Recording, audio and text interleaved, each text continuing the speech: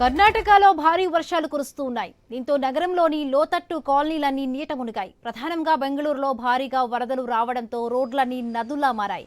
వర్షాల కారణంగా కర్ణాటకలో 5గురు మృతి చెందారు. బెంగళూరు ఇతర సిటీలో రోడ్లన్నీ జలమయం కావడంతో వాహనదారులు తీవ్ర అవస్థలు పడ్డారు. మంగళవారం కురిసిన వర్షానికి బెంగళూరులోని silk road junction, Kosuru road, BTM layout వంటి ప్రధాన రోడ్లపై మోకాళ్లకు పైగా నీళ్లు నిలిచిపోవడంతో ట్రాఫిక్ ఎక్కడికక్కడ జామ్ కావడంతో వాహనదారులంతా అవస్థలు పడ్డారు. మంగళవారం రాష్ట్రంలోని బాగల్కోట్, బెంగళూరు అర్బన్, రూరల్, బెలగాం, చిక్బల్లాపూర్, ధార్వాడ్, గదగ్, కోలార్, కొప్పల్, విజయనగర జిల్లాల్లో భారీ వర్షాలు కురిశాయి. మరొకవైపు తుంగభద్ర, వేదావతి నదులు జలకల సంతరించుకున్నాయి.